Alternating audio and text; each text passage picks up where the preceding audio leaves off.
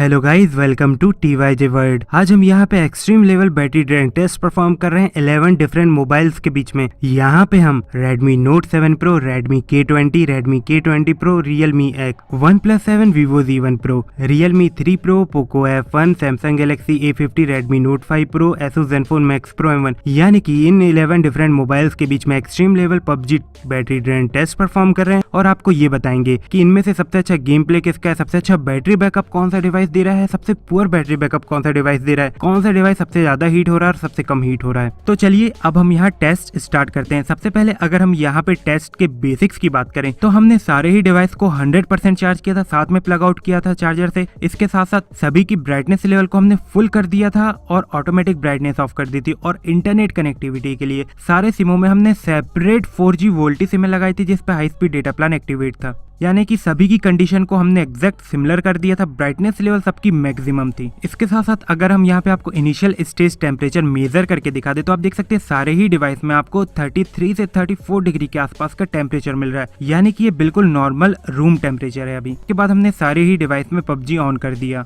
तो यहाँ पे अगर हम आपको PUBG की ग्राफिक सेटिंग्स चेक करा दे तो OnePlus 7 और Redmi K20 Pro ये दो ऐसे डिवाइस है जिसमें आपको PUBG की सबसे हाई ग्राफिक सेटिंग्स मिल जाती है HDR विद एक्सट्रीम, जबकि Poco F1 में आपको HDR विद अल्ट्रा की मिलती है, A50 में भी आपको HDR विद अल्ट्रा की मिलती है और बाकी बचे हुए डिवाइसों में Redmi Note 5 Pro को छोड़ के आपको HD विद हाई की मिल जाती है, जबकि Redmi Note 5 Pro में आपको बैलेंस्ड विद मीडियम मिलती है, यानी सबसे कम ग्राफिक सेटिंग्स मिल रही है। तो हमने यहाँ पे Redmi Note 5 Pro में GFX यानी ग्राफिक्स टूल का यूज करके उसे HD विद हाई कर लिया। उसके बाद सारे ही डिवाइसों की ग्राफिक सेटिंग्स को हमने HD विद हाई कर लिया और फिर गेम प्ले कर रहे थे। यहाँ पे पॉइंट ये है कि हमने Redmi Note 5 Pro में बस GFX टूल यानी ग्राफिक्स टूल यूज किया, उसके अलावा किसी में कोई टूल यूज नहीं किया है, जिससे कि Redmi Note 5 Pro की भी ग्राफिक सेटिंग्स को हम HD विद हाई कर सकें। टेस्ट स्टार्ट करने से पहले अगर हम यहाँ पे आपको एक ऐप के बारे में बता दें जो आपके मोबाइल को काफी हद तक ऑप्टिमाइज कर सकता है, उसका नाम है Knox security.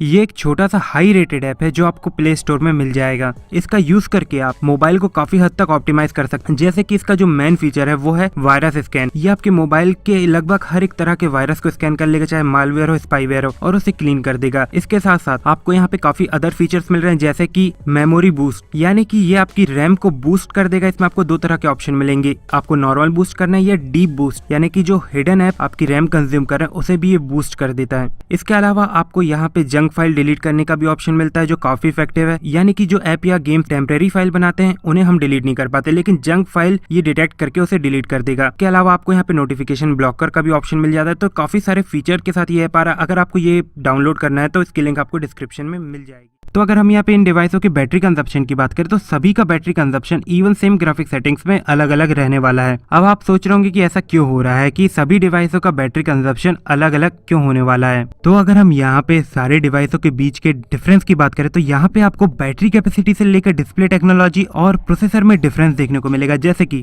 3700 mAh battery capacity के अप्रॉक्स आपको OnePlus 7 और Realme X में मिल रही है। 4000 mAh बैटरी कैपेसिटी वाले यहाँ सबसे ज्यादा मोबाइल है जैसे कि Poco F1, Redmi Note 5 Pro, Redmi Note 10 Pro, Realme 3 Pro, Samsung Galaxy A50, Redmi K20, Redmi K20 Pro और 5000 mAh बैटरी कैपेसिटी वाले आपको यहाँ पे दो मोबाइल देखने को मिल जाएंगे जो है Asus Zenfone Max Pro M1 और Vivo Z1 Pro।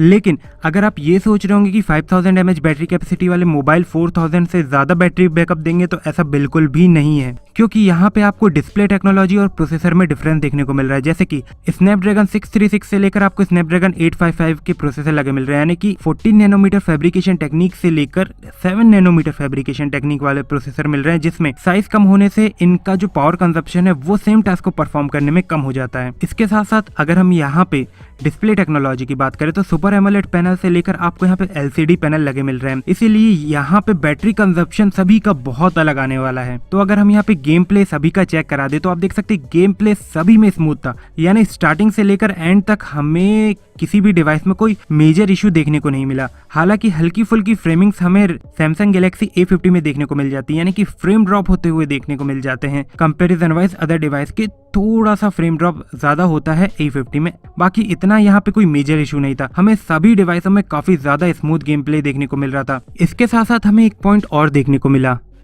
Vivo Z1 Pro और Asus Zenfone Max Pro M1 ये दो ऐसे डिवाइस थे जिनकी brightness comparison wise other device के थोड़ी कम थी, यानी कि maximum brightness comparison wise other device के मैक्सिमम ब्राइटनेस के कम थी। लेकिन हमने गेम प्ले कुछ इसी कंडीशन में किया है और उसके बाद हम आपको यहाँ रिजल्ट शो करेंगे। तो 3 आवर 31 मिनट के बाद यानी कि 3 आवर 31 मिनट में हमने कंटिन्यूअसली पबजी प्ले किया फुल ब्राइटनेस लेवल पे और उसके बाद टेम्परेचर मेजर कर रहे हैं। तो यहाँ पे Asus Zenfone Max Pro M1 में 41 डिग्री का मैक्सिमम टेम्परेचर जा रहा था, जबकि Realme 3 Pro में 44.9 डिग्री तक का चला गया था। OnePlus 7 में 43.9 डिग्री का गया था। K20 Pro में 41.9 डिग्री के आसपास गया था। Realme X में 41 डिग्री के आसपास गया था। Vivo Z1 Pro में 43 डिग्री के आसपास गया था और A50 में 41 डिग्री के आसपास गया था। जबकि अगर K20 की बात करें तो K20 में 43 डिग्री के आसपास गया था और Poco F1 में 44 डिग्री के आसपास गया। Redmi Note 10 Pro में 44 डिग्री के आसपास गया था और सबसे ज्यादा टेम्परेचर Redmi Note 5 Pro में गया था 45 डिग्री का, क्योंकि हमने यहाँ पे GFX टूल का यूज किया तो Note 5 Pro में थोड़ा टेम्परेचर ज्यादा जाना ही था। इसके अलावा देखा जाए तो Redmi Note 7 Pro और Realme 3 Pro ये दो ऐसे डिवाइस थे जिनमें सबसे ज्यादा टेम्परेचर जाता हुआ नजर आ रहा था। इसके साथ साथ Poco F1 में भी 44 डिग्री के आसपास का टेम्परेचर था, जबकि सबसे कम टेम्परेचर हमें Realme X, K20 Pro, Samsung Galaxy A50 और Asus Zenfone Max Pro M1 में देखने को मिला 41 डिग्री का, लेकिन यहाँ कोई ऐसा मेजर डिफरेंस नहीं था। इसके बाद अगर हम यहाँ पे 100% बैटरी ड्रेन कैलकुलेट करके आपको शो करें तो जो डिवाइस यहाँ पे सबसे पहले डिस्चार्ज हुआ तो बैटरी कैपेसिटी के हिसाब से 3700 mAh वाला होना चाहिए था, लेकिन ऐसा नहीं हुआ। यहाँ पे जो डिवाइस सबसे पहले डिस्चार्ज हुआ है वो है Redmi Note 5 Pro। Redmi Note 5 Pro को कंप्लीट डिस्चार्ज होने में 4 आवर 5 मिनट का टाइम लग गया। 4 hour 5 minute full brightness level पे HD with high graphic settings में Redmi Note 5 Pro ने बैटरी बैकअप दिया है, जबकि इसके 2 मिनट के बाद ही Poco F1 भी कंप्लीट डिस्चार्ज हो गया। यानी कि ये दूसरा 4000 mAh बैटरी कैपेसिटी वाला मोबाइल है जो डिस्चार्ज हो रहा है। 4 आवर 7 मिनट में Poco F1 भी कंप्लीट डिस्चार्ज हो गया। और इसके बाद जो डिवाइस डिस्चार्ज हुआ है वो है Redmi Note 7 Pro, यानी कि ये Redmi का तीसरा डिवाइस है जो पहले डिस्चार्ज हो गया। 4 आवर 30 मिनट तक ये चला है, यानी कि देखा जाए तो 25 मिनट का ज्यादा बैटरी बैकअप दिया है सबसे कम बैटरी बैकअप वाले मोबाइल से, लेकिन यहाँ पे इसका बैटरी बैकअप आया 4 आवर 30 मिनट। और इसके 6 मिनट के बाद ही Realme 3 Pro भी कंप्लीट डिस्चार्ज हो गया। Realme 3 Pro को कंप्लीट डिस्चार्ज होने में 4 आवर 36 मिनट के आसपास का टाइम लग गया। और इसके बाद जो डिवाइस डिस्चार्ज हुआ है वो है Samsung Galaxy A50। ये पहला सुपर एमोलेड डिस्प्ले वाला मोबाइल है जिसमें 4000 mAh बैटरी कैपेसिटी भी थी, लेकिन यहाँ प्रोसेसर आपको Exynos मिल रहा था। तो 4 आवर 42 मिनट तक चला है Samsung Galaxy A50 और उसके बाद ये डिस्चार्ज हो गया, कंप्लीट डिस्चार्ज हो गया। इसके बाद जो डिवाइस डिस्चार्ज हुआ है वो है 3700 mAh बैटरी कैपेसिटी वाला मोबाइल जो है OnePlus 7। OnePlus 7 को कंप्लीट डिस्चार्ज होने में HD with high graphic settings में कंटिन्यूअसली पबजी प्ले करने के बाद जो टाइम लगा 5 आवर 39 मिनट्स, यानी कि कंपैरिजन वाइज अदर डिवाइस के अभी तक काफी अच्छा बैटरी बैकअप दिया OnePlus 7 ने बैटरी कैपेसिटी के हिसाब से। और इसके बाद जो डिवाइस डिस्चार्ज हुआ है वो थोड़ा सरप्राइजिंग था। अभी तक हमारे लगभग हर एक टेस्ट का जो विनर चल रहा था Asus Zenfone Max Pro M1, वो इस बार 5 आवर 48 मिनट में डिस्चार्ज हो गया। हालांकि वो इसके आसपास ही बैटरी बैकअप देता था, लेकिन यहाँ पे जो डिवाइस हमारा डिस्चार्ज हुआ है वो है Asus Zenfone Max Pro M1 जिसमें आपको 5000 mAh बैटरी कैपेसिटी मिल रही थी और brightness level comparison wise maximum brightness थोड़ा कम था। उसके बाद भी इसने 5 आवर 48 मिनट तक का बैटरी बैकअप दिया है। और इसके बाद जो डिवाइस डिस्चार्ज हुआ है वो है Realme X, यानी Realme X जिसमें आपको 3700 के अप्रोक्स बैटरी कैपेसिटी मिल रही है, सुपर एमोलेड पैनल लगा मिल रहा है, तो उसका कॉम्बिनेशन हमारे हिसाब से काफी अच्छा बैटरी बैकअप देता हुआ नजर आ रहा है। और इसने 5000 mAh बैटरी कैपेसिटी वाले मोबाइल को भी हरा दिया है। 6 आवर 7 मिनट तक चला है Realme X और इसके 6 मिनट के बाद ही Vivo Z1 Pro भी कंप्लीट डिस्चार्ज हो गया। यानी कि आप देख सकते हैं 5000 mAh बैटरी कैपेसिटी वाले दोनों मोबाइल डिस्चार्ज हो गए, जिसे Realme X ने काफी अच्छी तरह टक्कर दी है जिसमें 3700 mAh बैटरी कैपेसिटी थी। तो हमारे हिसाब से अभी तक का सबसे अच्छा परफॉर्मेंस हमें Realme X का लगा है। इसके बाद हमारे फाइनल में जो दो मोबाइल बचे हैं वो है Redmi के K20 और Redmi के K20 Pro। दोनों में ही आपको सुपर एमोलेड डिस्प्ले लगा मिल रहा है Snapdragon 730 और Snapdragon 855 के साथ। तो प्रोसेसर के साइज में डिफरेंस होने के कारण यहाँ पे पावर कंजप्शन में भी डिफरेंस होता है। उसका एग्जाम्पल आप यहाँ पे देख सकते हैं। तो जो डिवाइस यहाँ पे पहले डिस्चार्ज हुआ है वो है Redmi K20। Redmi K20 को कंप्लीट डिस्चार्ज होने में 6 आवर 17 मिनट लग गए, यानी कि इसने 5000 mAh बैटरी कैपेसिटी वाले दोनों मोबाइल को हरा दिया, लगभग हर एक मोबाइल को हरा दिया है। और हमारे इस टेस्ट का जो क्लियर विनर है, काफी ज्यादा मार्जिन से क्लियर विनर है, वो है Redmi K20 Pro। Redmi K20 Pro का बैटरी बैकअप परफॉर्मेंस के हिसाब से काफी ज्यादा अच्छा है, यानी कि इनकी K20 और K20 Pro की ब्राइटनेस लेवल भी काफी ज्यादा है। उसके बाद भी इनका बैटरी बैकअप हमें कंपैरिजन वाइज अदर डिवाइस की काफी ज्यादा मिलता हुआ नजर आया। 6 आवर 37 मिनट तक चला है Redmi K20 Pro, यानी कि इसने अपने